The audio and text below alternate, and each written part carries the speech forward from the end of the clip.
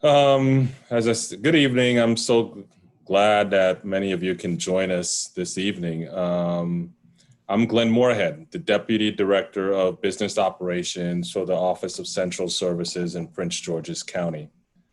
I would like to welcome you to the Supplier Development and Diversities Division's sixth webinar that we are hosting this evening as part of our series with Sandy Pruitt and Jerry McLaurin of the People for Change Coalition and the PFC Black Chamber. I think we are just about halfway through this series, or maybe more than halfway. I don't know. And I trust that it was informative and useful to, if not all, many of you. Today's presentation is entitled Crisis Communications: How do you build a plan during COVID-19? Our guest presenter, Darrell S. Presley, is the founder and principal of the Presley Media Group, LLC. Darrell brings 28 years of experience as a journalist, public relations executive, and a spokesperson. Darrell's journalism career includes covering K-12 education as an education reporter for the Jackson Citizen Patriot in Michigan and the Oakland Press, also in Michigan, the Cincinnati Enquirer, and the Boston Herald. He continued his work in education, serving as the Chief Communications Officer for Prince George's County Public Schools, the Director of Public Relations at the Massachusetts Department of Education, and the Director of Media Communications at Michigan State University.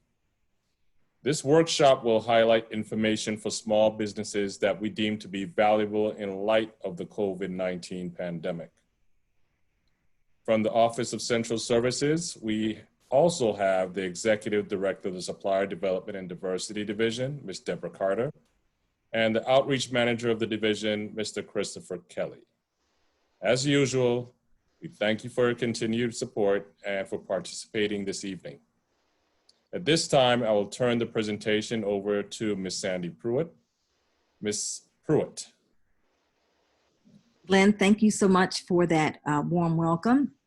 Again, everybody, we are excited about the partnership with the Prince George's County Office of Supplier Development and Diversity Division to offer these series of workshops. As you see, we have covered a number of the workshops already, and there are a few more upcoming workshops. So we'd like you to mark your calendars for Shaping Your Business for the Digital Experience and Reopening Your Doors for Healthcare Business. The agenda for this evening, we're going to share information about the presenting organizations. You will hear a presentation from Mr. Darrell Presley. It will be an interactive presentation. We will accept questions throughout the presentation, so feel free to use the chat or the Q&A section in Zoom. Again, 2 upcoming workshops. Next week, we have Shaping Your Brand for the Digital Experience, Tuesday, July 28th, 6:30 to 8:30. And for those of you who have applied for the Paycheck Protection Program, we'll be going over the application for the loan forgiveness next Thursday, July 30th, from 11 a.m. to 1 p.m.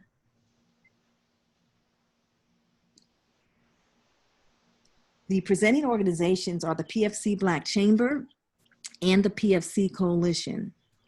The PFC Black Chamber is a membership organization representing Black businesses whose mission is to strengthen the capacity of Black businesses to serve their communities by providing a collective voice, fair access to capital, and leadership support. The PFC Coalition is also a membership organization representing over 300 nonprofits and minority businesses whose mission is to build the capacity of minority businesses and nonprofits by providing assessment, support, and expansion services. Again, our presenter for today is Mr. Darrell Presley. You heard information about his background.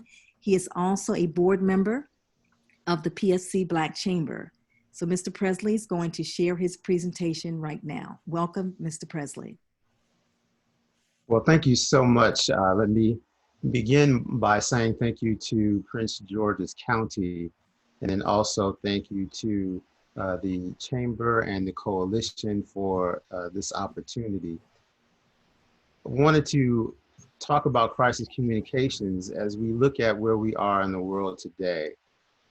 I know people don't think about having a crisis communications plan. Some may not even know what it is, so we're going to actually look at all of the aspects of a crisis communications plan, how to build it, the ins and outs of what it actually means. And so we'll go into all of those different pieces. I wanted to break this down into 4 steps so it wouldn't be so difficult for people to grasp. Again, I'm grateful and honored to have this opportunity. As Ms. Pruitt said, this is going to be an interactive presentation. So please pull out your phones or open up another web browser, because we want you to be involved and have this be something that's effective to you and actually get you delved into what a crisis communications plan actually is all about. Okay, so here are the 4 steps that we'll be talking about this evening. And particularly, we're talking about COVID-19. With everything that's happening in the world today, small businesses are being impacted. You are the life, you are the engine of the United States and the economy. So we need to do everything that we need to do to support you. And I am of the belief and of the opinion that having a plan such as this and a time such as this not only gives you a tool, but empowers you to move your businesses forward as we're trying to reopen so desperately across the country. So here are 4 steps that we believe are important for you to actually build this and then put it into action. But let's really start with the question, why have a communications plan? Well, ladies and gentlemen, at some point, something is going to happen. Life happens. And here's just one scenario. One day, your daily operations break down at the worst possible moment. There was a mistake made in production. Now your stakeholders are asking questions. Something is happening internally, and then external communication breaks down. No one's talking to each other. Chatter starts to build across social media. And why we're all here today is the bottom line is impacted. So having a communications plan, in my opinion, is broader and transcends COVID-19, because here's what I think. I believe that having a plan, a communications plan that you can execute will turn a crisis, any crisis, into an opportunity. And that opportunity is to strengthen your business, strengthen your relationships, strengthen your partnerships by showing people, your clients, your partners, folks who are helping you and assisting you with your businesses, understand and feel confident that you can manage challenges such as COVID-19. So I wanted to start with something that's an extreme scenario, but I wanted to kind of highlight why having a plan is important, because you ultimately do not want to be the sword.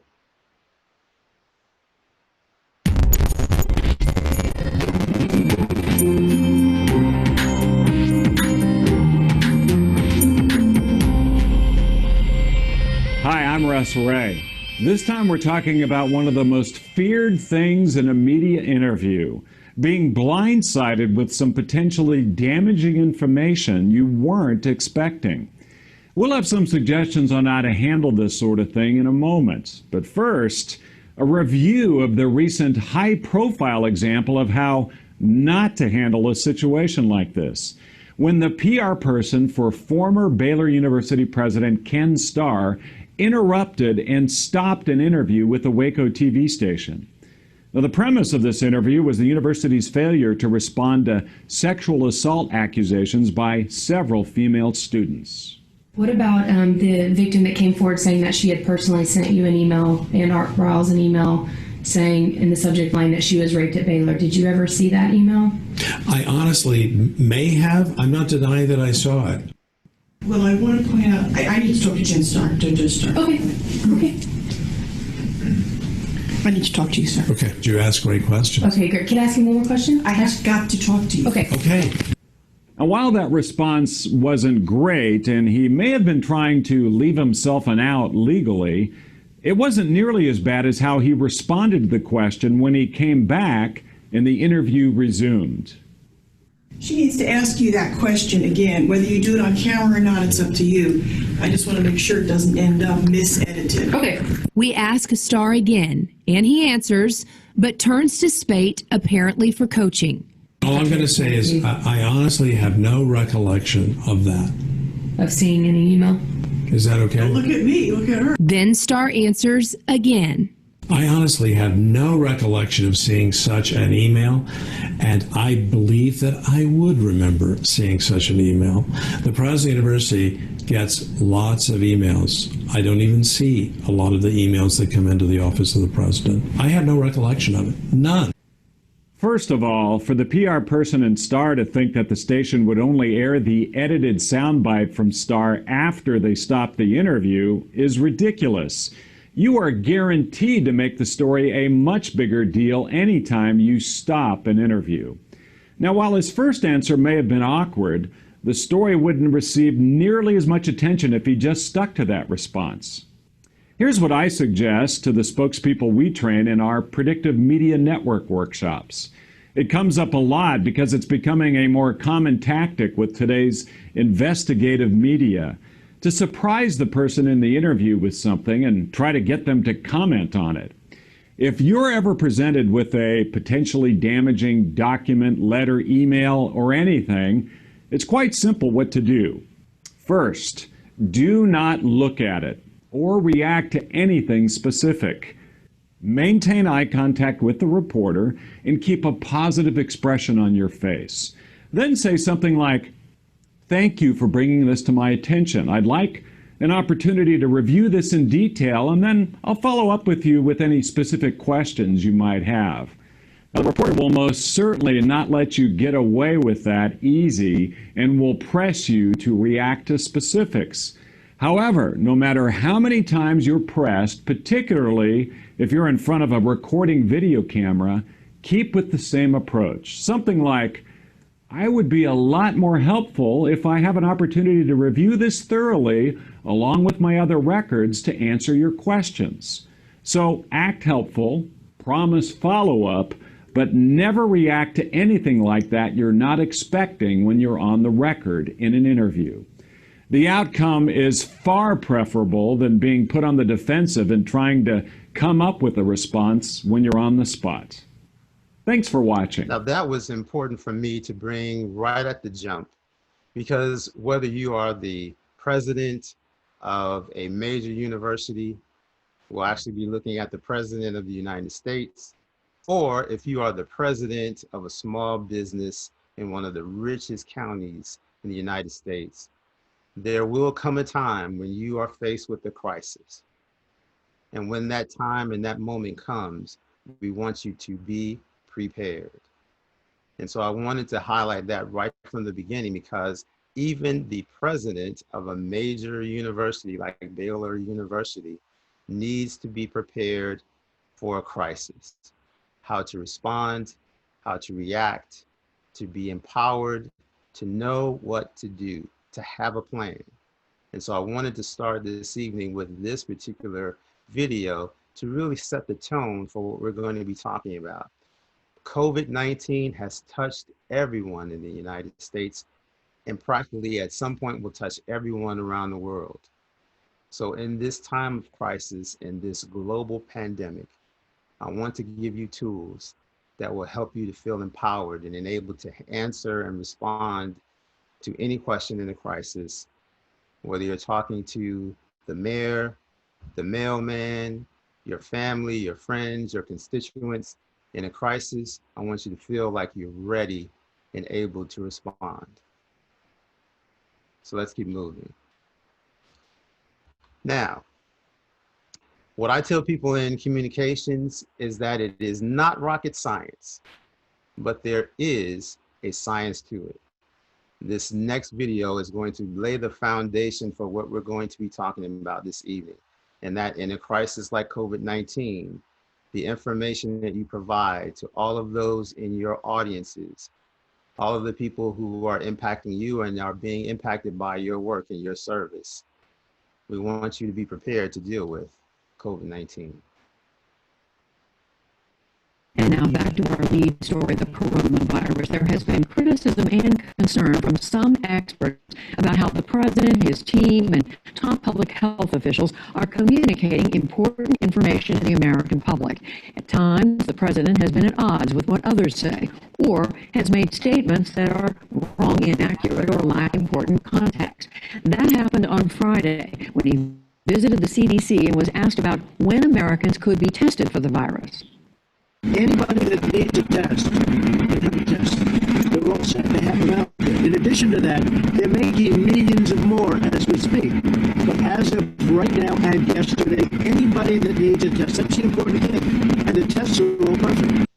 In fact, some states can only do limited numbers of tests right now, and tests are still being distributed. A short time after the president spoke Friday, Vice President Pence offered a clarification. We trust in a matter of weeks the coronavirus test will be broadly available to the public and available to any American that is symptomatic and has a concern about the possibility of having contracted the coronavirus. So let's look at some of these concerns we're discussing around what is being conveyed to the public. Dr. Joshua Sharfstein is the Vice Dean at Johns Hopkins Bloomberg School of Public Health. He's a former Deputy Commissioner of the FDA. He's also the author of the Public Health Crisis Survival Guide, Leadership and Management in Trying Times. Dr. Sharfstein, thank you very much for joining us. How important is clear communication, accurate communication at a time like this? It's incredibly important because without clear, compelling, compassionate communications, people don't know what to do and they can't take action necessarily to protect themselves and those they love. So what does that mean is the responsibility of leaders, whether they are leaders in the political sector or in the health sector, or for that matter in the economic sector? Well, communications is one of the central components of crisis response. And what it means is designating people who are credible and trustworthy to give information to the public, whether it's good news or bad news, with context, with care, with empathy, but telling it like it is. And Okay, those are some of the building blocks that we're going to talk about this evening. I think it's important for us to have the experts to really talk about it. And so I wanted to have Mr. Sharfstein be and lay the foundation for that. As you know, we spoke about this earlier about my background, but one of the things that I think I wanted to share with everyone is that COVID-19 is what I'm living and breathing today. I am the Director of Communications for the District of Columbia's Department of Forensic Sciences, which actually is conducting the testing for COVID-19 for the District of Columbia. So I'm living and breathing this every day. And as you can see, I'm working on trying to get information out to the general public. We're trying to get information out in the news through social media to help people understand the testing and the aspects of that and why testing is important. So I've been working every day since the beginning of the pandemic to really try to get information out. My focus or my niche has been crisis communications. So it's the creating the strategies behind the crisis, training other people to respond to a crisis, and then ultimately execution. So I wanted to at least give you some of those background pieces to know that I do media training for people. We prepare people for a crisis, and then we actually help folks to be prepared to actually execute those communications and crisis communication plans. So as Mr. Sharfstein had mentioned, how important is it to have clear and accurate communications at a time like this? And this is a quote from that video. And he says it's incredibly important because without clear, compelling, compassionate communications, people don't know what to do and they can't take actions necessarily to protect themselves and those they love. And ladies and gentlemen, as business leaders, I want you to have that focus on. So if you're taking notes, It's important to have clear, compelling, and compassionate communications. And we'll be talking about that throughout this evening's presentation. Clear, compelling, and compassionate communications. And what happens when that doesn't happen. There are 3 keys to communications. I'm going to take them out of order, but I wanted to start with key number 2. Communications is all about a clear, concise, and consistent message. And as Mr. Sharfstein said, in a crisis, this is what the public needs. They need context, they need care, and they need empathy. And these, unfortunately, are the outcomes when they don't have it. People become uncertain, they lose trust, they become fearful, and they don't do the things. And this is very important with COVID-19. They do not do the things that they need to do to stay healthy. And as business leaders, we want to have that information upfront, right in people's faces, so they know that the safety, the priority of that is important as business leaders, as companies, and we're going to be focused on that with COVID-19. So let's get started with building this communications plan. Step 1 in the plan, ladies and gentlemen, is to build your plan. So the idea is to be proactive and to be ready to execute a crisis communications plan at the drop of a hat. It starts with the plan and creating a crisis response team. Whether you're a mom and pop business, whether you have 5 or 50 employees or 500 employees, you need to develop a team by position and not by person. Think of those people who are going to be taking information down as a crisis occurs, putting information together to disseminate to your customers, to your clients, to your stakeholders. So those particular and individual roles and responsibilities, you need to identify those folks. And again, whether you have 5 people or 500 people, you need a crisis response team, and you need to clearly define the roles and responsibilities for that team. One member of that team is important in terms of outreach and information, and that is your spokesperson. And that person needs to be trained and have the messages available. We'll write some and develop some for you this evening. Part of that work with that CRT is to brainstorm possible scenarios, the impacts of those crises to your organization, and then how you would respond. And then ultimately, create a crisis response plan and practice, practice, practice. Now, Darryl, this is Sandy. I know we have a few businesses on the line.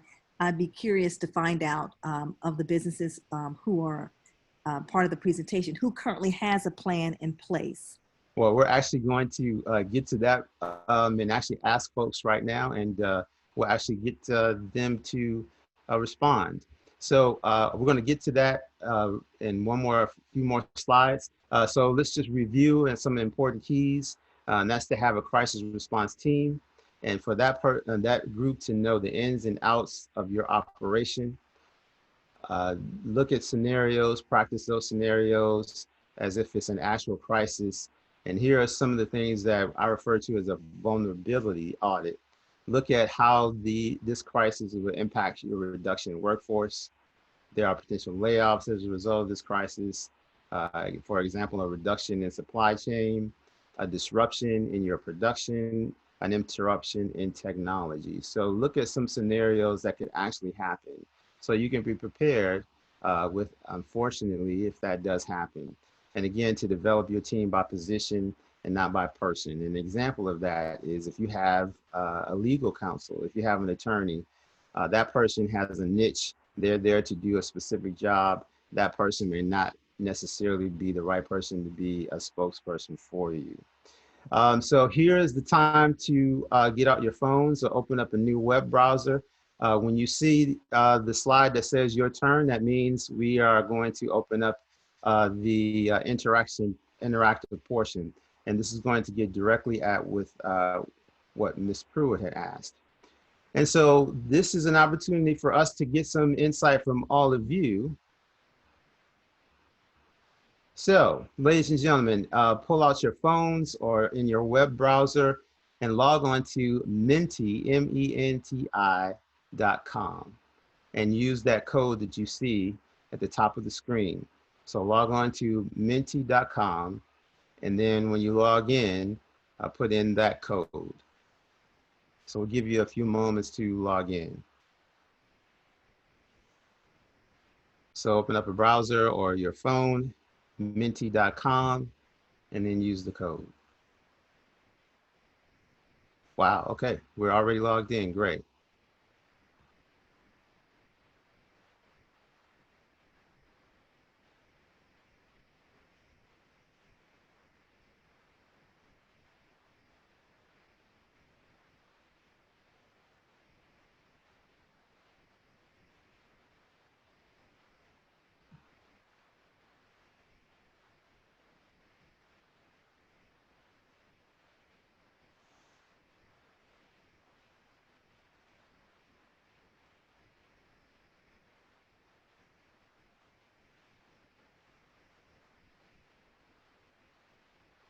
Wow, okay. And honestly, by answering no, that's okay. That's why we are here.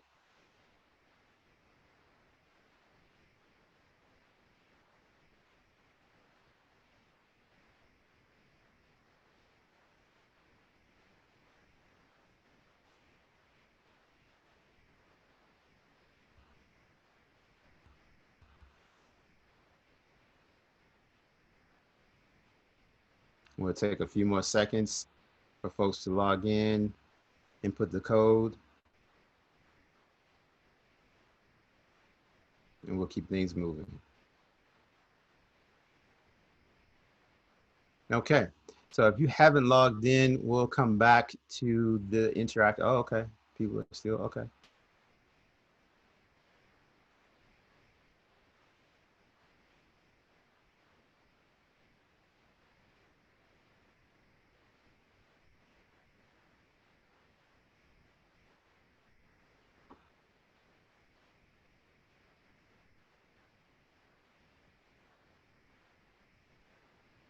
All right, well, we're gonna keep it moving. We will come back to the interactive portion. So every time you see your turn, that means get ready to answer some questions from our survey.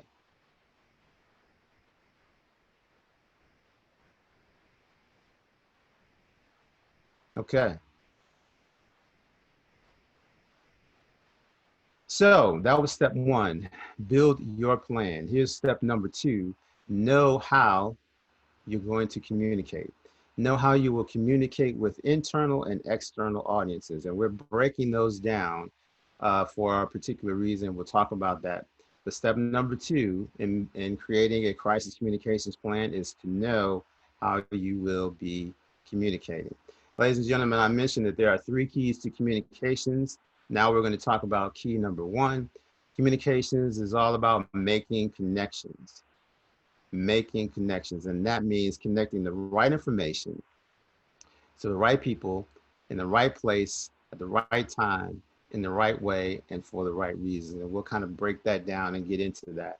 But it's all about making connections, the right information with the right people, the right place and the right time and for the right reasons. As we know in the world today, people are communicating and giving out and disseminating information, unfortunately, sometimes for the wrong reasons. So when we communicate, ladies and gentlemen, we want to make the connections to our audiences and all of those different components, but ultimately for the right reasons. And when a crisis occurs, a crisis communication plan helps you to be prepared. It allows you to feel empowered and be ready to deal with the crisis and ultimately to tell your story. And that is one of the keys to communications, telling your story. We don't want the media to tell your story. We don't want your competition to tell your story. We want you to feel empowered to tell your own story. So let's talk about how you establish how you will actually communicate. And there might be some tools that you already have. And if you do, that's great. But if not, let's think about some of those ways to get and disseminate information. So the question is, what communications channels are you going to use to get the word out in the crisis? And again, internal and external communications is important. So you need to have an internal database of your staff members, of the folks who help you with your production, those people internally who help you do the services and provide the products to your customers. The external databases are your clients, are the folks who you're actually serving. And again, you may have some partnerships. You need to get information out to your partners to let them know in a crisis what's happening. And you need to share that information. So what channels are you using today? Are you using email? Are you using text messages? Are you using social media? Here are some apps and some software that are being used today by a number of different companies and clients today. MailChimp, you may have heard of that. Constant Contact, you may be aware of that one as well. And here's an app that's just simply WhatsApp.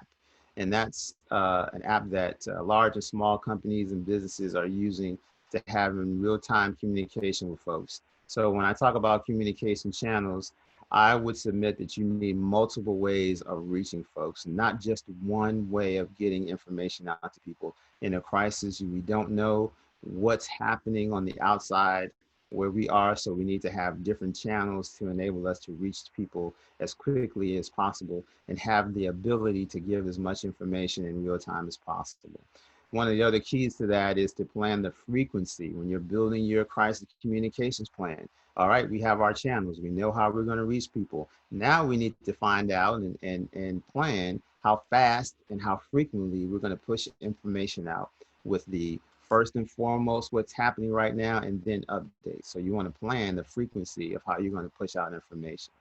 Ladies and gentlemen, I believe that internal communications should be priority number one when you're dealing with communications in general, but specifically in a crisis, because those internal people, your staff members, are ultimately sometimes like family. And so they are your ambassadors.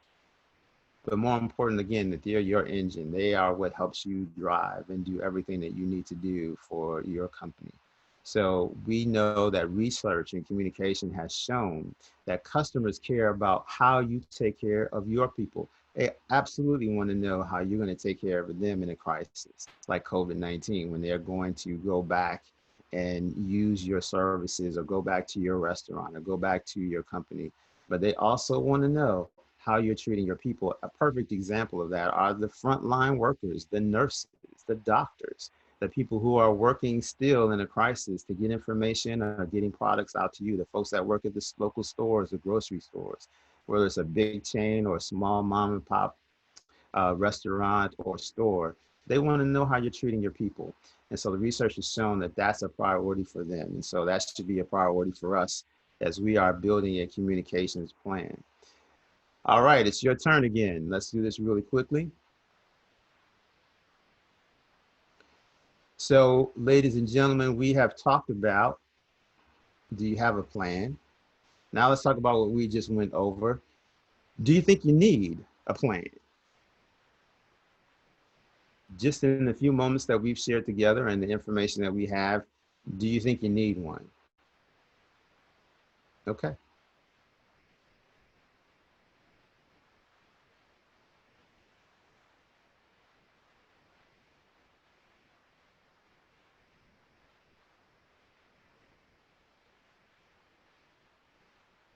Thank you for being honest. No. Oh, the two people are saying no. Thank you.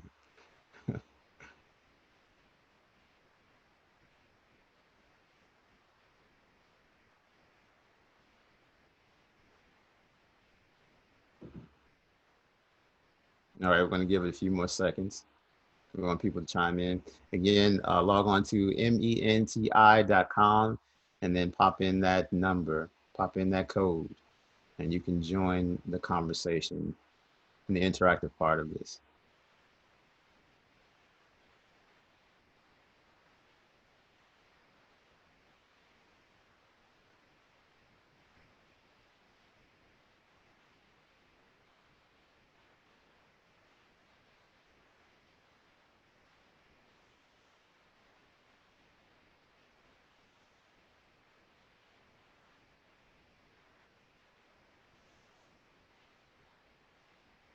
All right.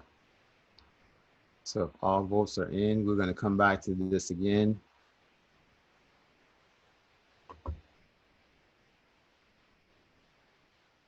All right.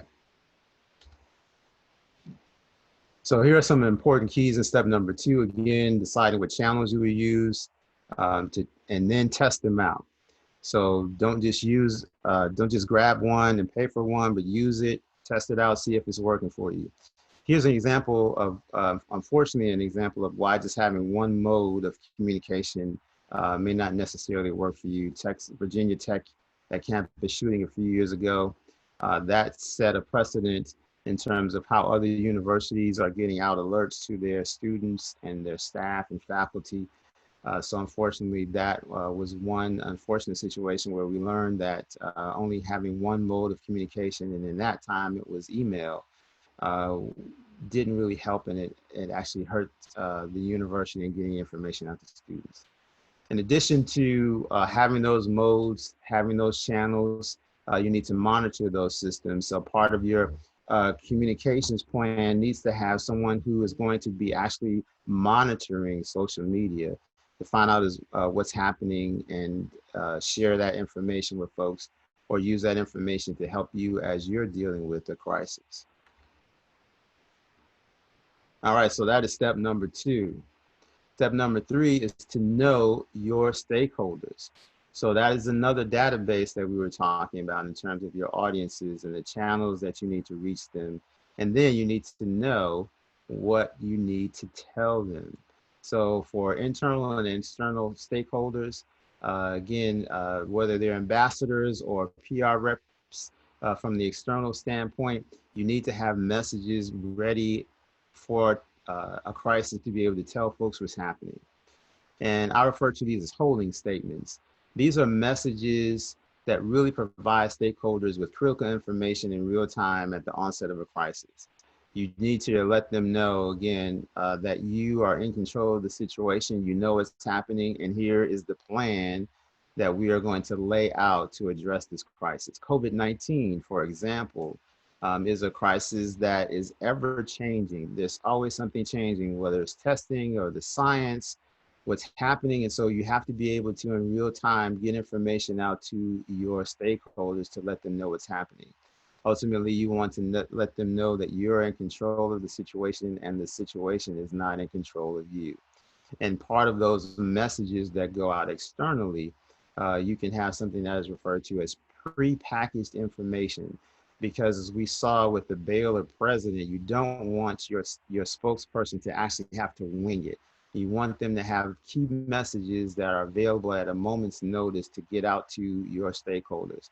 Again, priority number 1 in terms of communications is reaching and putting information out, pushing information out to your internal audiences, but you need to have the spokespeople ready to have messages that go out to your external audiences as well.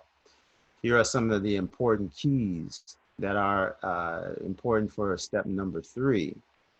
When you can't answer every question in a crisis, fall back on and pivot to your key messages. Your key messages help you to connect with your audience. They help you to be transparent, and they help to reassure that there are leaders at the helm. And what are key messages? In a crisis, what are the 3 most important things that people need to know? That you're open, you're ready for business, you have a response to COVID-19, you know how to keep not only your folks inside safe, but you also are able to keep your customers safe.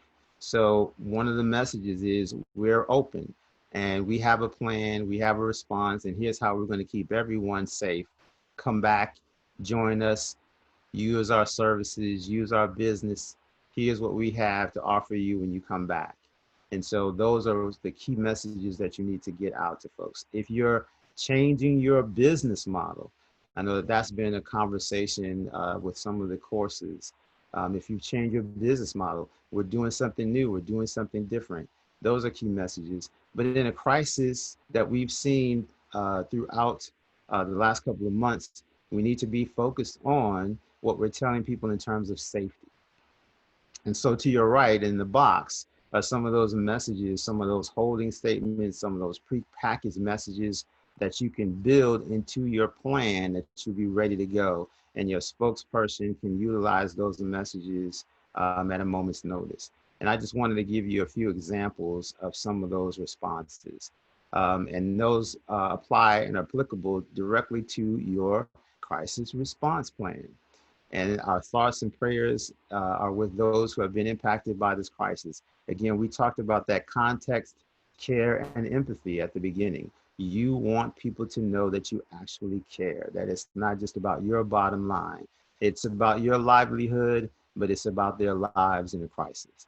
And so we will be prepared, we will be providing updates over the next several hours, the next several days as we receive more information.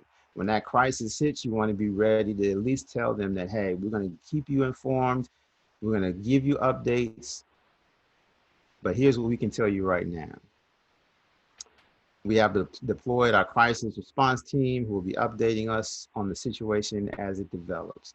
That's a holding statement to just say, stay tuned. We're going to give you information, but everything is moving fluidly. And so we need to be prepared with a statement that at least gives people information to know that we're on top of things and we're going to keep things moving forward. So those are some of the important keys to that. Now, context, care, and empathy. I wanted to make sure that we really focused on that. This is an example from someone who is an attorney that will give us that context of why that's important for a business. What is a business? Take this out of the political realm. What is a business to do? AMC flip-flopped yesterday, initially saying that they would not require masks and then saying that they would require masks. What is a business to do in this environment?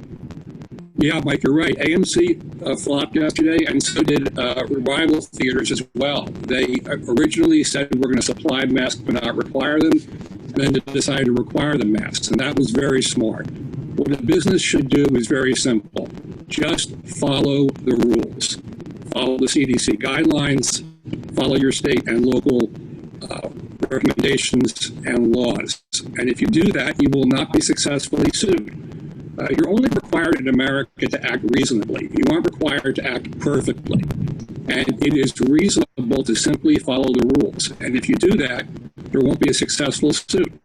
What a business should do, instead of saying, sign a waiver, a business should say, we care about you. We care about your health.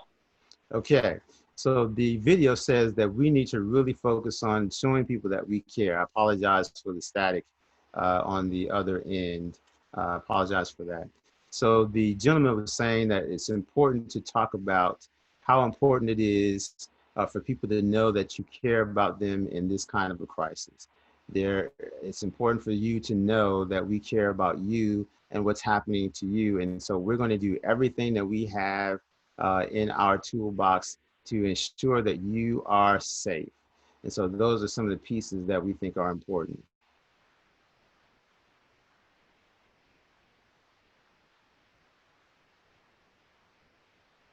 All right, so we've talked about the crisis plan. Do you think you need a plan? Whether you use, now, wanted to talk about if you use social media right now to reach your audiences. Is that one of those channels that you're using to reach your audiences?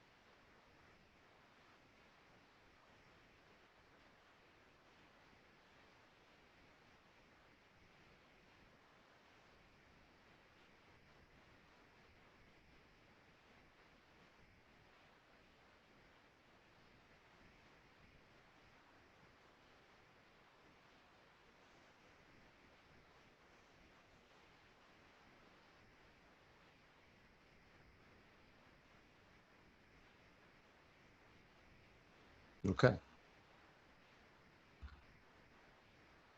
Do you have a customer database? Do you know how to uh, reach them either email or via text message?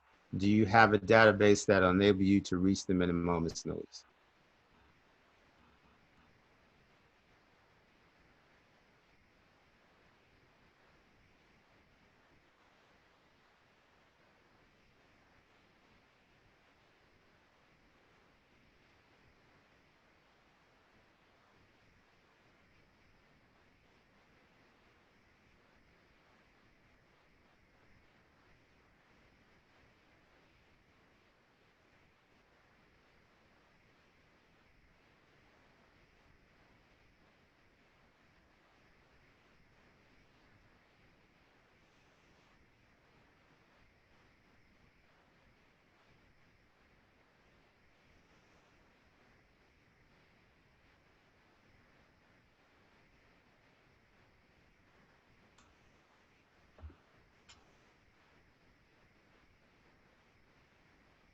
Okay.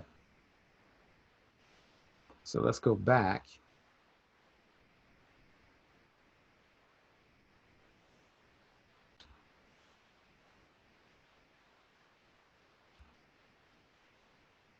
Okay, step number 4, or step number 3. We talked about that, the important keys. We give you some messages, video. Okay, so what have you done for me lately? So I wanted to at least look at, from a national, regional, and local perspective, what some companies are using to get the messages out in COVID-19 to let folks know what's happening with their companies. This is just a screenshot of Best Buy, and right on their homepage, they say something that I think was really, really cool to really get a message out. It's in small text. I didn't like that. I would have hoped that they would have put that in larger letters. But the fine print says, we're operating a little differently, but we're still here to get you what you need. We're operating a little bit differently, but we're still here to get you what you need.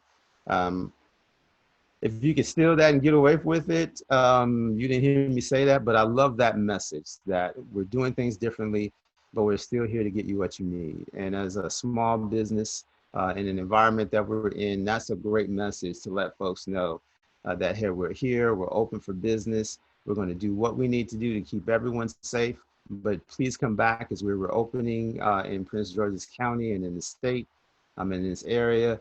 Here are the things that we're going to do to help you to still get the products and services that you need. To the right, this is an example. Again, this is just something that flashed on the screen as part of their messages. And these are just some icons with a little bit of text that gives you really an understanding of what they're doing to help you to still get the products and services that you need from Best Buy.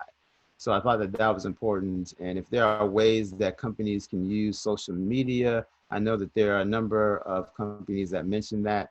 For those of you who are not, it's something to consider as a direct way to get messages out. Folks use social media now every day.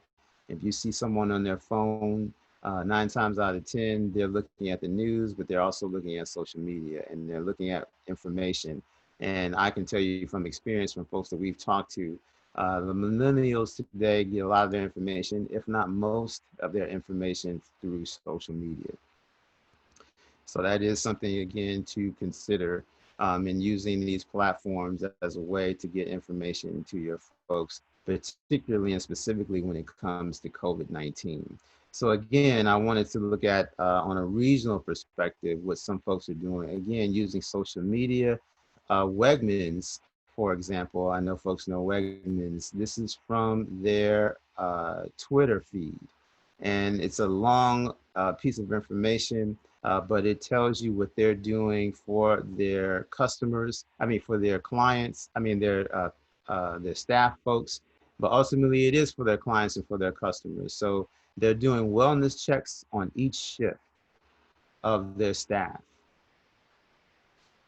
And anyone who exhibits any symptoms, they're asked to go home. So they're telling you that they're trying to take care of their people, but ultimately this is a message for all of you. that lets you know that, hey, we're trying to do everything we can to keep you safe.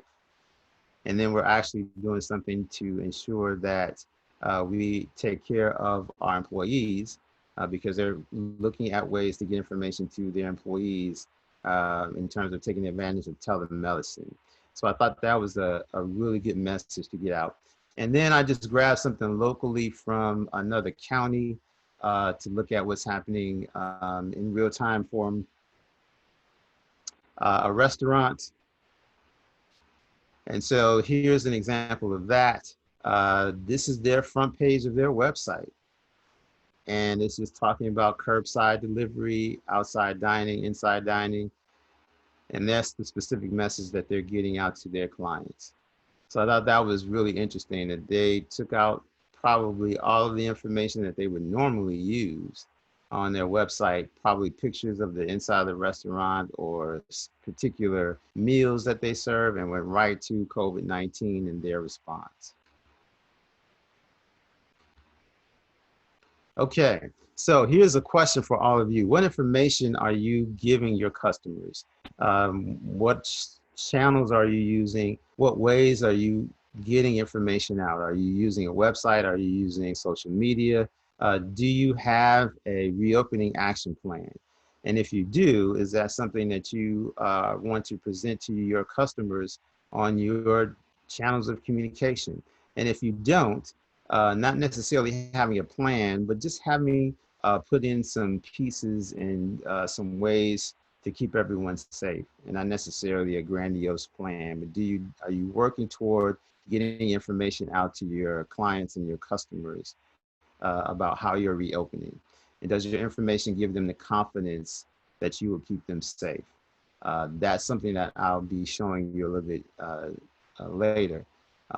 Some of the messages that I've seen are really kind of, they're sad in the sense that this is a time in this country, in the history, that this has really taken hold of people, and people are stressed out. And so even folks who are trying to do their best to serve their clients, some of their messages seem dire. And so I would say that you need to be positive in your messaging because people are stressed out. So anything that you can do to get them excited, obviously you want them to return and give you their business, but you need to do some things that help them to feel confident and to lower their stress and their anxiety. So having a plan of action and a response to COVID-19 will help them to ease that stress. Families who have young people, people who have families with underlying health conditions, who have elderly parents, folks that they're taking care of, anything that you can give them to kind of ease that burden of wondering, if I go to this restaurant, if I use these services, am I going to be impacted? So I would say let your customers know that it's all good and you've got them, that you're protecting them from the inside with their employees and your employees to the outside with how you're going to keep them safe. The mask issue is real. I know that for certain. So any information that you can give them to help to ease that stress. And the last thing I wanted to put out there for you is, does your website look like things are status quo or that you're not open? And I did a cursory look at some websites, and I talked to someone and just said, hey, what do you think about this website? What does it say to you? And the person said that it doesn't look like they're open because they don't look like they've been impacted by COVID-19. And so there's nothing that says I'm responding. There's nothing that says we're trying to keep everyone safe. It was as if they may not have been open. So please check your websites, your social media feeds. Let people know that you're open, you're ready for business. And if you're not, let them know that you're about to, coming soon. We're getting ready to reopen, and please stay tuned. Get them excited about the fact that you're actually going to start reopening, because that's important. So here's some messaging that I wanted to offer, just as some segues into letting people know what's happening. We're open for business with the same quality and services. We care about everyone's safety and have implemented a COVID-19 plan. Please look at the following information. As I said from Best Buy, we're doing business differently. That is a message that I think is important. If you've changed your business plan and now you have to offer a different way to get people the products and services that they need. So I would make sure that people have that type of information. We're now offering, whether it's curbside pickup or online ordering. If you don't have messages on your websites or your social media feeds, these are some ways that you can introduce those pieces of information to your customers and to your potential customers, because now people are looking at ways that they can get these products and services that they normally would have received from a company that may not have been or may not be offering curbside pickup or online ordering. So folks are looking at different ways to get the products and services that they need and stay safe. Another example is our in-person meetings are now online using the different platforms. So think about those ways as well, ways of communicating with your folks, whether it's internally with Zoom and having meetings or externally using these type of conference platforms to reach your customers. And the last one I thought was cool is to say, we're back and better than ever. And so are there things that you're doing differently that you can offer folks and let people know that you're doing something differently, as it's kind of cool and it's going to get you still the products and the services that you have presented in the past? Let's look at different ways of messaging that. Here are some other ones for the first time. If you're doing something different that you've never done before, and it's a cool way and a more technology or touchless kind of care or service, we're now offering touchless drop off or touchless pickup. I would use those type of phrases to get people interested in knowing that there are those opportunities that are out there. Even new store hours. When I need to do something for my family, I need to check first and foremost if it's open, but then if the hours have changed. So I would make sure that people know that if your hours have changed, that's information that you can put on your website, or check out our new whatever that is that's new. These are some of the phrases that I think we need to get out to people to let them know, again, that you're open, you're ready for business, or you're coming soon and you're going to be starting to reopen. I know a business that had to retool the way that they actually do cleaning services. And so they learned a new way of cleaning buildings through some new technology that allows them to do COVID-19 cleaning of businesses. New health and wellness policies. You can even talk about it from that kind of a perspective. And then obviously advertisements and coupons and things that will get people to come back to your door, offering something 25% off or something free or an online service. So these are some things that use some clear and some nice ways of introducing the messages regarding COVID-19 in a way that doesn't sound like things are so dire, even though they are.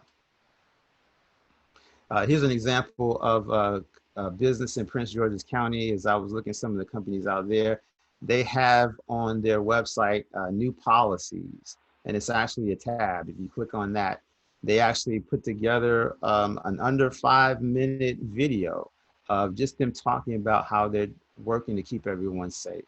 And it says, for more information on what we are doing to keep you safe, please read below. And there actually is a video and lots of information on physical distancing, disinfecting, etc. So if you do have these kinds of mechanisms and channels and feeds and content, you're on the right path, but continue to look at ways to introduce these things to people. If you don't, and you don't want to talk and use a lot of words, a video goes a long way. I know a lot of companies, when I did some research on this, are using videos to introduce things to people. And so that's a way to just really be informal and personal. Again, that context, that care, and that empathy. Folks will log in and check out what you're doing, and they'll appreciate that you took the time. You spent some time to tell them about what's happening, and then really saying, it's okay to come back. We got you. So I wanted to highlight that as well. Daryl, this is Sandy. Yes. Have you seen any businesses actually put on a mask and do their a video with the mask on to show that they're staying safe as well? Yes, and you know, the controversy regarding masks are out there, but there are some companies that are using, and again, it's just the customer service kind of aspect where they're actually photographing themselves with curbside service, and they're using the mask as well. It's a tricky situation because we don't have this national mandate for masks. And again, that there's these controversies across the country. But I think if that's an important thing that you're using in order to, one, again, keep your internal people safe, but it's also something that you want to encourage because you are telling folks that in order for you to do business with us, you need to have a mask on. I think it's a good way to do that and introduce it without really kind of knocking people over the head. So I would definitely think about that. There are only a few places that I've seen, and they're kind of on the national end, not necessarily on regional or local. But you know, we have to do things differently. We need to get people and customers back at our doorstep. So we need to think of ways. And again, now that even, you know, not even talking about politics, but the fact that the president is now talking about, excuse me, wearing masks, I think we need to think about ways to encourage people to do that, to keep your staff members safe as well as to keep your customers safe. The last one I wanted to show was another company from Prince George's that talked about the carryout. It was just a little piece of information, but it just kind of said something. But again, think of ways of being positive and letting people know that it's okay. I know that there are dire situations happening across Prince George's County with businesses, but I would just encourage people to think about the messaging behind what you're saying with COVID-19. Even a simple salutation like greetings, and in response to the pandemic, we'll consider, you know, and this is brief information and guidelines, but just kind of keep that thing in mind, how you're conveying that you're keeping people safe. I think it's important in your messaging to let people know that it's okay. In a time like this, we have you, we got you, we're going to keep you safe. And here's some of the things that we're doing to do that. Getting information out as much as you can as possible, but saying it in a way that's encouraging to people and not just that this is a terrible situation that we're in. It's a tragedy that's happening. And so here's what we have to do. You want to say, hey, everything is good. We've made some changes. We're doing some things differently. And here's some information that will help you keep safe when you come back, whether you're a new customer, or potential customer, et cetera. So those are the 4 steps. I think it's important for me to say to keep it really simple and to let folks know that you need to build a plan, get your folks involved, roles and responsibilities, know how you want to communicate, the channels that you use, the ways that you're going to disseminate information, the frequency that you're going to do that, the mechanisms that you're going to do that with, knowing how to reach your folks. Again, whether it's social media, whether it's through email, but having dual modes, having more than one mode and more than one way to get information out to your folks, and being able to reach them really quickly. I think a communication plan, if you have nothing else but a database of how to reach your staff members at a moment's notice, how to reach your clients, the folks who are giving you your products that you need, your supply chain, in a way that you can communicate with them rapidly. You don't want to be in a crisis situation where then you have to find an email address. You have to find telephone numbers. Messaging is important, but just the way that you get and reach information and get information to people in a timely fashion is important. And then we're going to go to the last step, which is step 4, is how you assess a crisis. And this is going to particularly into the messaging. So I want you to think about it, whether it's COVID-19 or any kind of crisis, is to react and then respond and do so quickly. So I want you to react, I want you to respond, and I want you to do so quickly, because that will, again, ease some of the anxiety. If people are panicking and then they don't hear from you, you're a trusted service, you provide trusted products for people, and then they don't hear from you in a crisis, it's concerning for them. We talked in another workshop about even mailing, sending out the little postcards. If you have that in the budget to get an advertisement out, everyone is at home, and because of the spike, more people may be at home now and getting back into home because of the spike in terms of the people who are testing positive across the country. Going to the mailbox now is a different thing than it was before. But just getting something, a postcard, just a leaflet or something that says, hey, we're thinking about you. We know you're at home, but once this crisis is over, once you come back, and when you come back, here's what you have to look forward to. So even those kinds of messages that are tangible to people are important. We talked about key messages. We want you to listen to the questions. Your customers who are asking questions and trying to get information, listen carefully and think and respond in a way that shows that context, that shows that care and that empathy. Make people know that you're listening and that you care when you're responding. This is Sandy. So for yes, ma'am. Internally in your office, I've heard from a number of businesses, they kind of panicked. They didn't know what to tell their employees and how to message. And I mean, they kind of didn't want to do it via email and sound impersonal, but for a lot of small businesses who maybe had less than 10 employees, what would be the right approach when this crisis hit and we're still going through the crisis? What, I guess, method of messaging should they use for, internally for their employees?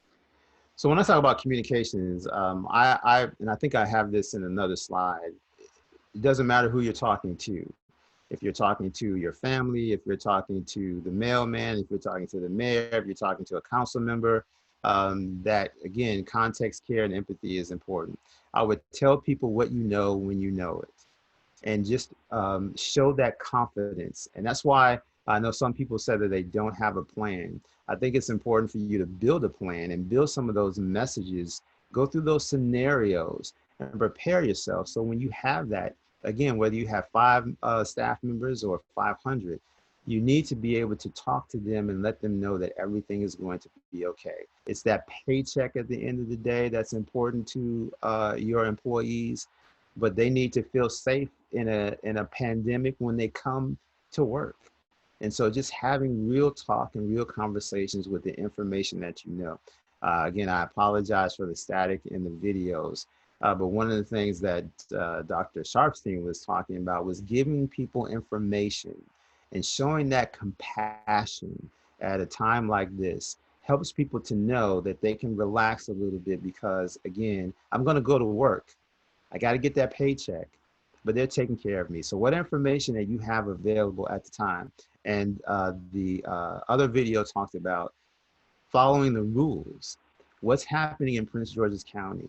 Check out the website, the PG Health Department. I looked at the website and I saw the information that was out there. Take a look at it and say, okay, here's what I see from the county. I've made a phone call. I have some information I want to share with you. And whatever method or mode that's happening, I talked about the modes of information. Text messages are really cool, but if you have the opportunity to use the technology that you have in front of you, there are conferencing platforms that offer free accounts. 5 members, 10 members, whatever it is, put yourself in a position where people can see your face, they can hear your voice. If you're a leader of, again, 5 or 500 people, take the time and have those conversations and then follow that up with information. Hey, I know folks were wondering about masks. I looked at PG's, Prince George's County's Health Department website. I downloaded some information I wanted to share. I then looked at CDC. Here are some of the things that we're going to follow as we prepare to reopen and just have those conversations. But I would say, again, whether you have a handful of folks, you may have family members who you're working with your business, take those times to have those conversations and tell them what you know when you know it. And then if you don't have information, say, everything's happening so fluidly, we don't know right now. So I can't really tell you and give you an answer. But as soon as that information becomes available, I want to share that with you. An important thing when I talk about communications when it comes to the media, when you're being interviewed and you don't have an answer, don't say no comment or anything like that. And you want to pivot to your key messages. What I tell people to say, and again, whoever you're speaking with, just assume, unfortunately with today, that it could be on the front page of the Washington Post or your local newspaper. So what I tell people is, here's what I can tell you. that still is effective when you're talking internally to your staff. Here's what I can tell you. Here's what I know right now. So that goes along with what we're talking about in step number 4. Keep your answers short, clear, concise, and consistent messaging, and stay focused on the incident and the crisis right in the here and in the now. And so I want people to know and feel empowered that if you have these kinds of plans and you put these messages on paper, and then again, practice, practice, practice.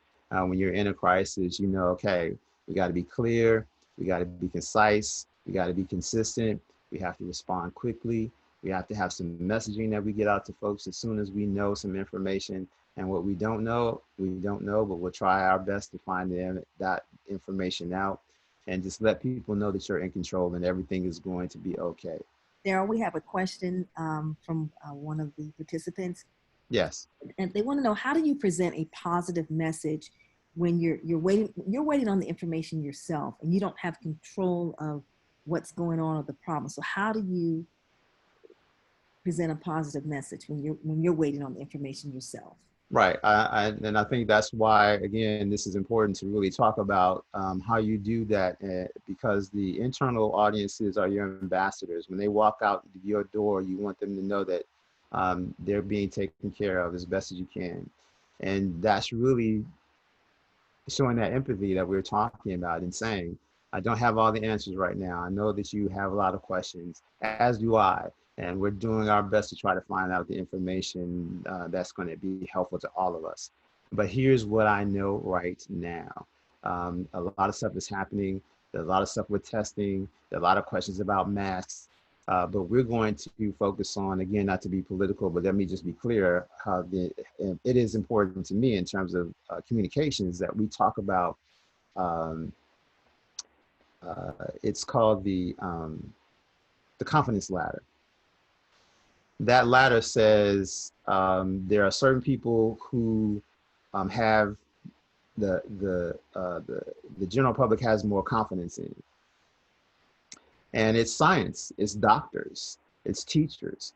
So we try to lean on science. In education crises, we try to lean on teachers. If you're looking at the news now, and we're talking about opening schools, yes, superintendents and governors and mayors, but folks are really paying attention to what teachers are saying. It's called the credibility ladder. And so in a crisis, you want to focus on, with COVID-19, what is the science telling us? Well, the scientists are telling us that masks are effective. They protect you and they protect the people around you. And so we're going to wear masks when we go into work. And so this is what I'm doing. This is what we're going to be focused on. Testing. There are ways that you can get tested. I've looked this up, and here's the information I can share from Prince George's County's Health Department on getting tested. And again, I looked at the CDC. I have information for them. And so here's what I can share right now. And as soon as more information comes, I'm going to share it. Here's what I know right now.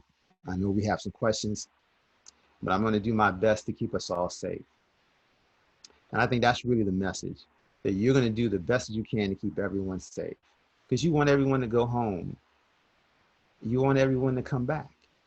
And so what are the things that you're putting in place as a business owner, as a president of a company, to ensure that people are safe, so they're safe when they're at work and they feel confident that they can go home and come back? And so you have to do the due diligence and be upfront with them and say, you know, I've done the research, I've looked at the websites, I've made some phone calls, here's the information that I have. Folks still are asking some of the same questions that you and I are asking, but I'm going to do my best every day to find out the information that I can. And so that is in line with what we're talking about in the consistency of message, and that whomever you're speaking with at that time, that message has to be clear, but it has to be consistent with what you tell folks internally and externally. If you tell your staff members one thing, but then you tell the mayor something else, that's not consistent, and you're gonna find yourself into in some problems. So whatever you tell the mailman, when the mailman comes by and says, hey, are you guys open? Yep, we're going to do this, we're going to do that, we're going to do this. And then you tell your staff something different, you get yourself into trouble. So be consistent in your messaging. And when you speak to members of the general public, formally or informally, assume that you could be your messages could go on social media. Again, we're in a world where everyone has a social media feed. Everyone has Facebook, everyone has Twitter, everyone has Instagram, and they're sharing as much information as they can. So again, you need to make sure that whatever your messages are internally are the same messages externally. You may use a different word here or there, but the context of that message has to be the same. So you're sharing the same information with people in real time, because that will make a difference in people trusting what you're telling them in a crisis. Okay, now we're going to talk a little bit about the media. And the only reason I think that that's important is because if you're looking at what's happening across the country, there are local and national news that are happening simultaneously. There are folks that are looking at what's happening at businesses. There are folks who are doing stories about what's happening nationally. So you could be at a point, again, in Prince George's County where you could be in a position where people want to know, especially if you're open, how you're staying open, what you're doing to keep people safe. So you may find yourself in a position to be in front of a camera. And so we wanted to talk a little bit about staying on message when it comes to the media. So whatever you're saying to a customer and then you have to go in front of a camera, again, it has the same message. We wanted you to always think about those key messages that I talked about. Those key messages are the 3 most important things that people need to know about what's happening with your business. Never speculate if they're asking you a question about what's happening at the governor's office or what's happening in the county executive office. Don't speculate on what you're hearing. Only speak on what you actually know for certain. And the key point that I wanted to have on this slide is what I talked about before, is what you know right now is what you know right now. When you're speaking to your employees, what you know right now is what you know right now. It may change tomorrow. It may change in the morning. It may change by the end of the day. But what you know right now is what you know right now. And because COVID is such a monster right now, globally, everything is changing. And so the confidence is that you're going to tell people, hey, this is what I know right now. It may change. It may be different tomorrow. But this is what I know as of right now. And so it's important to let them know that. Again, staying on message when you're talking to the media.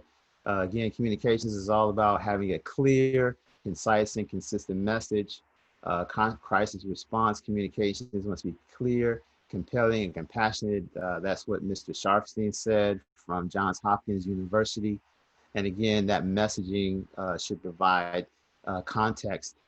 It should provide care and empathy. And if you think about the questions that we've been talking about in terms of dealing with your employees, having that context and saying, here's the information that I have from the CDC or from the health department, having that care to say, I'm doing the best. I want to keep us all safe. I want us all to go home. And I always want us to come back. And showing that empathy. I know you're tired. I know you guys are working hard. I'm doing my best to try to make sure that we're doing the things that we need to do to keep you safe and to keep our customers coming back to our doorstep.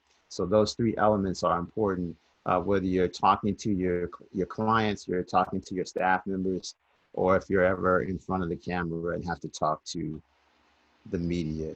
That message is always consistent. This is one, I'm not going to show the video. When it comes to media, when you're in a crisis, and really with COVID-19, this is very applicable. In a crisis, you acknowledge, you atone, and you take action. This video is from a couple of years ago where the mayor came out at a press conference. It was a day after a major snowstorm. They were expecting the snowstorm on Wednesday. They geared up and were ready for the snowstorm on Wednesday. But what the city didn't do was prepare for the ice storm that happened on Tuesday. And so they weren't prepared, and there were icy streets and accidents and everything that happened on that Tuesday. So the mayor decided that in that crisis, she was going to acknowledge the mistake that the city had made. While they were prepared for the snowstorm on Wednesday, they weren't ready for the ice storm on Tuesday. And she actually apologized to the residents of the District of Columbia. And then the third piece is to take action. And as a result, here are the things that we're going to do to ensure we don't have that problem again. And in a crisis, those are three things that'll be helpful to you, particularly when you're dealing with, we're asking and talking and having conversations about what happens internally with your staff members. If there's something that you did that you shouldn't have done, and we figured out in real time that this is the way to go, and then the science changed, and or the CDC recommendations changed, say, hey, here's what we thought we were going, and this is what we did, but now the science and the CDC says something different.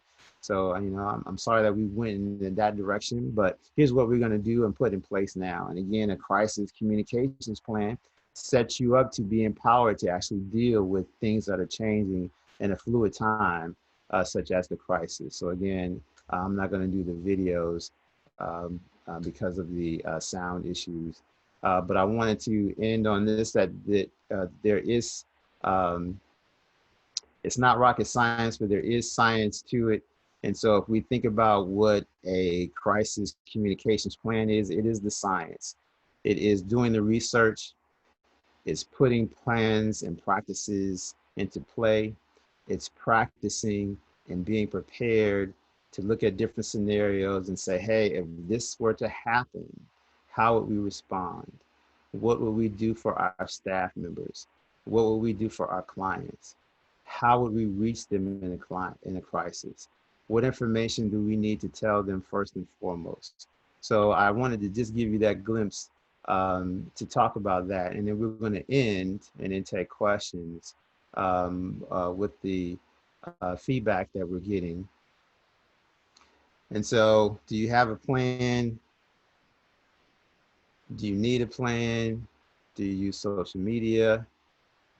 Do you have a database? There's a spike in cases, rumor of a shutdown, your company is ready. Do you have a plan? And then we just wanted to say, we wanted to just kind of ask some questions. You can enter and be ready for this. So a reporter calls about a story, a small business impacted by the shutdown, and what your plans are to deal with that. What do you think you need to do first? Do you pull out your crisis response team, gather them and get them involved? Do you have an emergency stakeholder meeting? What are you doing to prepare? And the first thing that I would present is that you put your crisis response team into action and you move people forward. And so the last thing that I wanted to do is really give you an opportunity to really look at and think about whether or not you actually need a plan. And I think that in this time, we do need a plan. It doesn't have to be a big, grandiose plan. It just could be a few steps that you put in place to get yourself ready. And so if there are any questions now, we can start with answering some of those questions. Okay, if anybody has a question, you can put it either in the Q&A or the chat.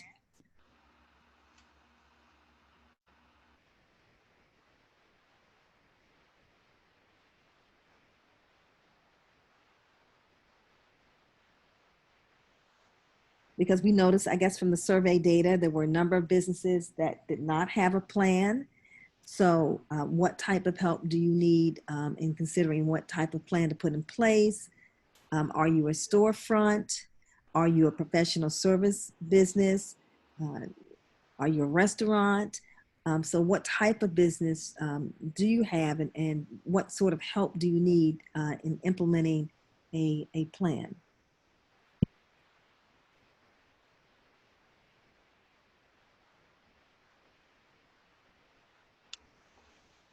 And so while we're looking at that, I saw a comment that with all due respect, thoughts and prayers without articulating action to show concern is of no value whatsoever and rarely heartfelt. I believe that in certain contexts, in certain situations, to be absolutely true. I think when you're dealing with the media, that's a conversation to think about when you're trying to respond in a crisis and asking people and saying to people, our thoughts and prayers are with the families. There are three components of a crisis that we talked about, the 3 A's. I think that goes into that. And I think the third component to that is the action. I think we need to, when we're thinking about a crisis, what's the action that we're going to take place? What are the things that we're going to put into place to help families and to help folks? Thoughts and prayers when it comes to COVID-19, you're absolutely right. But it's the action that we do, what companies do, what they're following through with to ensure that they keep people safe, again, from the inside, first and foremost, to the outside. So I totally get that in terms of thoughts and prayers. And I think when you think about those kinds of responses, when they would come naturally to some people, that might be something that you do differently. If it's not a thoughts and prayers kind of a situation that you think is going to be helpful, that communication, that making those connections, which is what I'm talking about in communications, it's all about making connections, it's connecting with those families and finding out what they need. I've seen across the country when we're talking about COVID-19 that folks who've had, unfortunately, deaths in families have not said that they needed thoughts and prayers. They wanted to see things happening in the country, locally or nationally, to prevent other people from dealing with the same hurt and same pain. And so when you're thinking about in a crisis, what you can do, it's that third piece, which is that action piece. And what you can do to help bring about some care and some comfort in a time. That action piece, I think, is important, and not necessarily just simply saying, as you're saying, Ms. Hyatt, about thoughts and prayers. You're absolutely right. So when Carol, we have a business that is asking, they have what type of plan should they put in place for their shea butter business? Shea butter business. So in a COVID-19, I saw that business. I think one of the things that you talk about, and this is kind of going askew, but I'm going to come back, is in a crisis like this, people are stressed out. People are worried. People are frightened. If you have a product, if you have a service that can help them, that kind of take away some of those concerns just for a moment, like a product that helps to soothe you and make you feel good about yourself. I think those are the messages that you can put out to help people to know that you're there and this is a product that can help you to kind of take away some of those pains. If I think about my wife and the women in my family, to know that they're stressed about their kids and what's happening with schools, to know that we can buy something, I can buy something or purchase something or give her a service that can, in this time of crisis, give some moment of solace.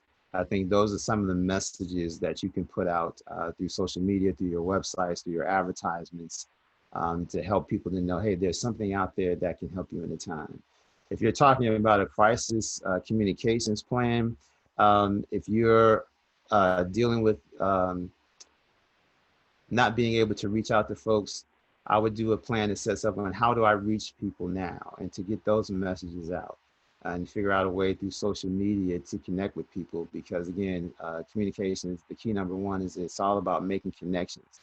So find out ways that you can connect with people to provide your service, again, as a soothing thing, as something to take your mind just for a few moments out of the day, something that'll be soothing. I also saw that there are some health components to your product as well.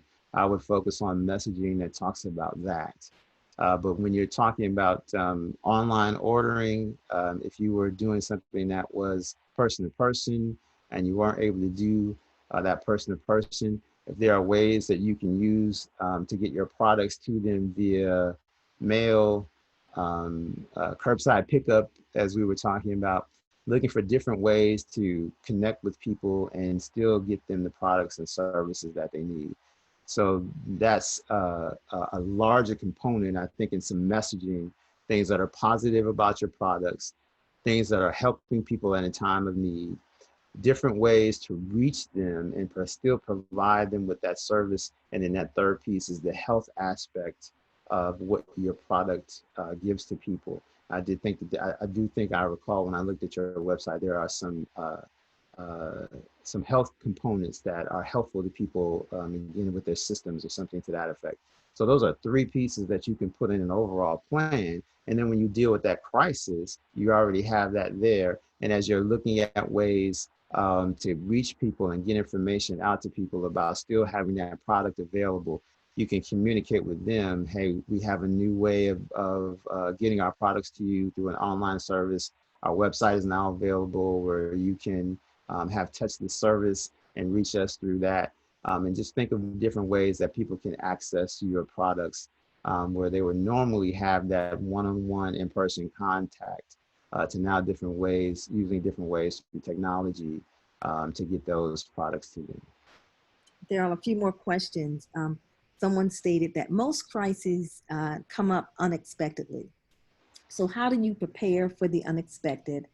And this person said, I've tried having a plan, but the one thing I planned for is not what happened. Okay.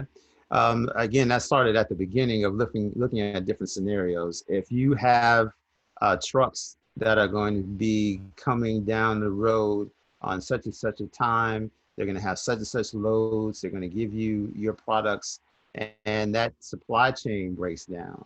The technology breaks down. If there's the internet breaks down, what are some of the things? So I would use your team to come up with these scenarios that are real. What would happen if this happened to us? What would happen if all of a sudden we weren't able to do X? What would happen if we weren't able to do Y? And then look at those solutions and those responses. Just coming up with some ideas are really good, but really being proactive in the sense of, I don't want to think about it. We don't want to knock on wood, God forbid this would ever happen, but what if it did? And look at some of those scenarios.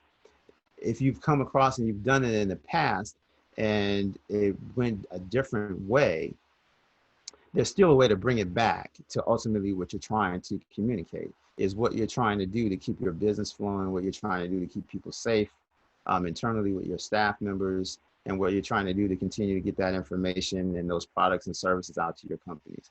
But that crisis response team, their task is to look at those scenarios that are real, not just looking at this, well, what if this happened and that happened, but like, we don't want this to ever happen, God forbid, but if it did. So unfortunately, if that were to ever occur, you know what to do.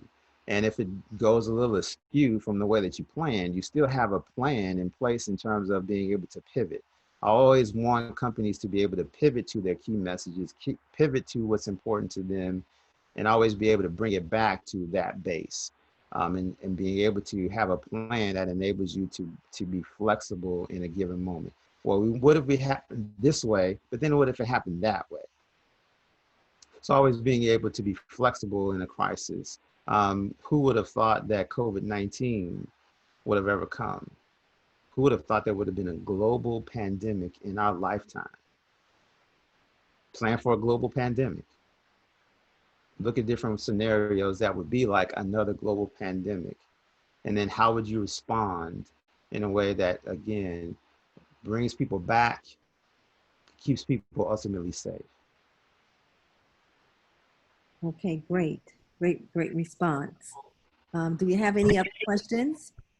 I just see in the chat that it was the photograph of the woman holding the open sign. Even the question was, even though she is outside the door, should she have been wearing a mask, or is it okay not to? Should we be overly cautious in our messaging? I think looking at your clients, I think thinking about what they would think, having those relationships. Again, communication is all about making those connections. So if you have connections with your clients, talk to them and find out what's happening with them, how they're doing. What's important to them as we think about reopening or returning to business, starting our business up again, finding out what's important to them. That's a really cool question. I appreciate that, because if you're talking to your clients and they are like, well, look, I'm going to be wearing a mask. I don't know if I'm coming back. I don't know if people are going to be wearing masks. And you know what? If there's a concern about you wearing masks, and maybe that's something that you consider in your plan, that now moving forward, We think in order to keep us safe internally, we're going to use masks, and we're going to encourage people to wear masks as well. And so perhaps that message, that young lady, if that were a real situation, may wear a mask. If there are certain situations where people are saying, you know, they're against it, they're afraid, or situations like that, you need to really think about that as well. So having that outreach and that communications to your, first and foremost, internally, we need to let people know that they need to wear masks. So everything that we do marketing wise, we need to show them that we're wearing masks, so they should wear a mask. So that then answers that question, that then when you have those marketing tools, you want to have that showcase so people know that hey, this is what we're doing, and we're encouraging our clients to do the same. So it's really looking at your environment. I call it an environmental scan, and talking to your folks internally, talking to your clients, talking to your partners, talking to folks and asking them, hey, what's going on with you and masks? How do you feel about it? We're looking at doing some marketing that says, hey, we want everyone to wear a mask. These are the things that we're going to be putting in place in terms of our response to COVID. What do you think about that? What we didn't talk about is doing surveys. I know that's kind of cliche in terms of just, well, asking people and doing a survey, but it goes a long way to know what your clients are thinking, to know what your staff members are thinking. And so that may be something that you can do cost effectively when you have that database of your internal clients, your external customers, to be able to just throw out a survey. Hey, COVID-19, we may be reopening soon. Here are some of the things that we're going to be doing. What are some of your cares and concerns? You get that feedback, and then you know when you do that marketing, which direction you need to go in. Our advertising needs to show us wearing masks, because people in our survey said they want to be sure that our staff members are keeping us safe and that they're being safe. So we need to wear masks in all of our advertisements and in our commercials and in our billboards. So having that connection and having those relationships where you can reach people and get some real-time feedback before you do your marketing and do your messaging would go a long way as well. Now, Daryl, how do you bring bad news during COVID-19? Someone's asking a question, you know, how do you turn a negative like the pandemic into a positive in your business if you have to give your business bad news, or people have lost their jobs and you have to turn them down for credit? I mean, so how do you make light of this COVID and bring people bad news that you really have to deliver to them while they're still suffering through COVID-19? The one word that I used in one of the slides is being transparent. I think today that's a problem that we're having in everything that we're really doing, is that we're not being transparent with one another. And these conversations that we're having, you look politically, people are not being transparent. So I would say when I deal with, I'm a crisis communicator, I refer to it as hitting the headline. Just being real and being upfront with people. Don't sugarcoat it. Don't try to be passive aggressive. Being clear, being concise, and being consistent when you bring bad news. When you're dealing with things in your business, you don't want someone who you're depending on to help you with your supply chain to not be transparent, to not be upfront with you in terms of, are you going to get the tools? Are you going to get the tires? Are you going to get the technology, the software in order for you to do your job? So when people are looking at you as a leader, whether you're, again, the president of Baylor University or the president of the United States, if you're the president of a company in one of the richest counties in the country, you need to be transparent and let people know, hey, here's what's happening. That context, that care, and that empathy goes a long way when you're messaging, especially and particularly when you're talking about bad news. So I just let people know. I work for an agency that built schools and built community centers. And there was some times where we had to let people know that, hey, we thought we were going to be able to open this building on June 1st. It looks like it's August. That was not something that they wanted to hear. I've had to give people bad news as a reporter. I've often told people bad news that they should have known and heard about, not from me. but it was actually just being upfront and being transparent. So I would say be transparent, be upfront, let people know, and then allow them to ask questions. Don't just say, hey, here's what's going on, thank you, and goodbye. But allow them to share with you, hear and be empathetic to them, show that you care about what's happening, and then be that person that says, that was one of the other slides, is that when you show that you care, it goes a long way. And even though it may be a terrible situation, there are times when you have to do that. And last piece, there was a video that I wanted to show. Unfortunately, I wasn't that able to, that talked about the superintendent from Florida when one of those mass shootings. And that goes into what Miss Vanessa was saying in terms of the thoughts and prayers. And that time, that might not be the thing to say, but we're reaching out to families, we're talking to families, we're finding out what they need, and we're taking action to help them through this time.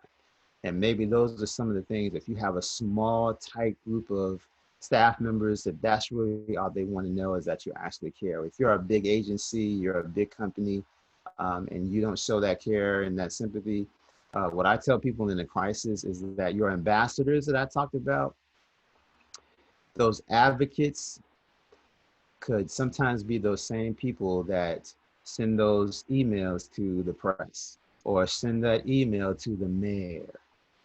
It's called the advocate's adversary situation scenario, where you don't give them the information that they need. They have to read about it in the paper. You weren't upfront with them, but the truth came out in the media.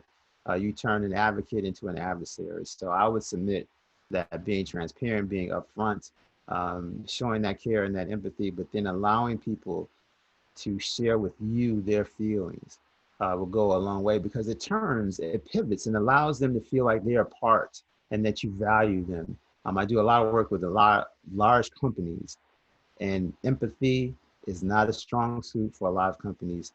So I would submit that for small companies, those things go a long way in helping you to grow, both in your staff members, but then in your clients as well. And Daryl, can you touch a little more on, you touched on earlier, having the right person to deliver the message, having a trusted person, or maybe getting somebody who has more appeal and more trust, maybe to deliver the messaging in certain situations? Yes, again, it's the credibility ladder, and credibility for general public are some of those officials. I'll talk about it in COVID time. Dr. Fauci, as many people know, that's a person that brings credibility.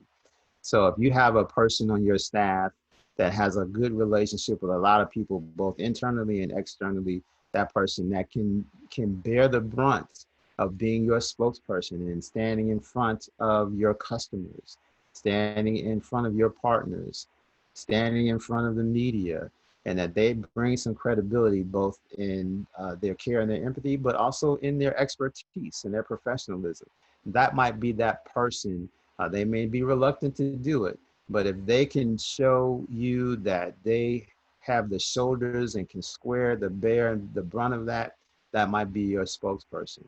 Again, you have to look at the roles and responsibilities from people on that crisis response team. If you have someone who's very detail oriented, that can take numbers and hold on to numbers and really give you clear information on what the numbers look like, whether it's your financial numbers, or in this situation, how many of our folks tested negative, how many folks are tested positive, to be able to give detailed information when you're doing your temperature test, as it were. That might be that person that helps that spokesperson, that gives them those details. You want someone who's collecting information and then disseminating information that is very detail oriented, to be that person that captures the information. If you have someone that is really good, has really good phone etiquette, you may need that person who, when a crisis is occurring and the phone is ringing off the hook, that might not be something that they normally do, but you may have to be that person that takes the intake, use that person to answer the phone calls. And again, with that detail and that data, to be able to then share that information in real time. Your tech person should be your person that disseminates and uses those channels to get the information out. So again, those roles and responsibility, you have to really look at them for what they really are and what people's strong suits are, those people's in those positions that should be on your crisis response team. A legal person is going to speak legalese. And when you need to keep from going to jail, that's the person. When you need to get a lawsuit out, that's the person. Not necessarily the person that talks about thoughts and prayers, right? So I really want you to think about that spokesperson role, the person who has that data role that keeps the numbers intact, the person who's answering the phone during a crisis and sharing information with people in real time. You may be that person as the president of the company, but maybe your strong suit isn't standing in front of a camera.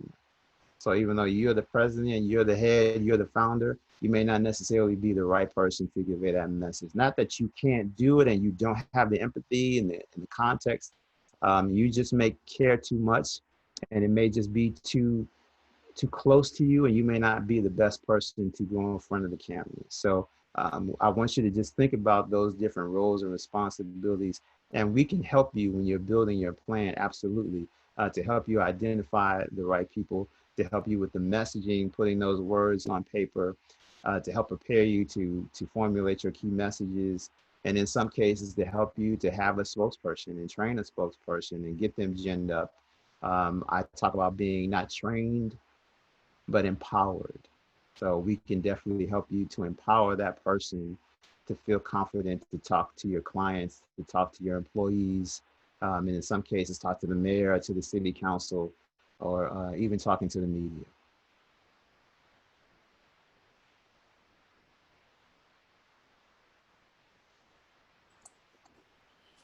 Well, Mr. Presley, this is Deborah Carter, and on behalf of our team, Chris Kelly, who is our outreach manager, and our entire staff, we'd like to thank you for participating. As you know, we've had a number of webinars, and we have several coming up. In fact, we have another one next Tuesday, which Sandy will be providing additional information. Thank you, Sandy, for posting that. But there are a lot of good takeaways here with your webinar, and we certainly appreciate, especially during this evening from 7 to 9, and we know that a lot of people could have been doing a number of other things, so we want to thank the participants as well. But as I mentioned, a lot of good takeaways, especially with the crisis communication. I like the 3 A's. I certainly like that, where you mentioned acknowledge, atone, and then take action. And also, I thought another good takeaway was, you know, basically seeing the different roles and responsibilities that, you know, you would want to be able to definitely be effective in communicating, so especially during a crisis. So we want to thank you so much. For those of you that would be interested in having the PowerPoint presentation or some of the information as Mr. Presley has provided, this is the points of contact. You can certainly contact Christopher Kelly, and that's his email address there. And we also want to remind you there are surveys that will be sent out to you if they haven't already by Mr. Kelly. And we certainly would appreciate you following up as expeditiously as possible with submitting those back to him. And we also want to thank Sandy Pruitt with the People for Change Coalition and Jerry McLaurin with PFC Black Chamber. But thank you again, Mr. Presley, and we certainly will be in touch, and we hope that perhaps you can impart some additional information on communications.